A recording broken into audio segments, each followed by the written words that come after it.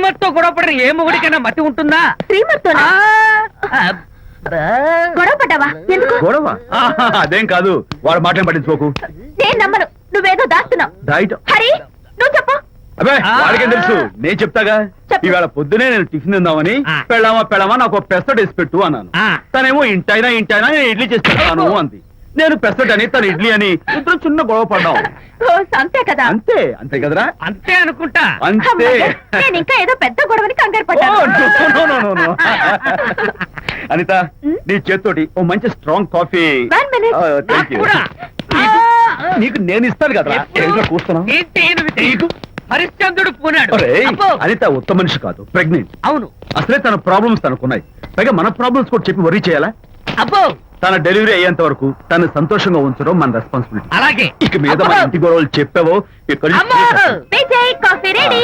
Thank you. Anitha, ఈ మధ్య నువ్వు పెయింటింగ్స్ వేయడం మానేశావు. డెలివరీ అయ్యేంత వరకు బాబును ఊహించుకుంటూ ముద్దొచ్చి పిల్లల బొమ్మలు పెయింట్ చేసావనుకో, చాలా బాగుంటుంది. అలాగే విజయ్. త్వరలో ఆల్ ఇండియా పెయింటింగ్ కాంపిటీషన్ జరగబోతుంది. అందులో నువ్వు కూడా పార్టిసిపేట్ చేసావనుకో, అవార్డు నీకు గ్యారంటీ. నిజంగా? నీకు అవార్డు రావాలంటే ఒక చిన్న ఉపాయం ఉంది. ఏమిటిది? ఏముంది, నన్ను బాలకృష్ణుడిగా ఊహించుకుని విచిత్రంగా ఒక బొమ్మ గీయి. అదేమిటో అర్థం కాక మోడర్న్ ఆర్ట్ అనుకుని నీకు ఫస్ట్ ప్రైజ్ ఇస్తాను.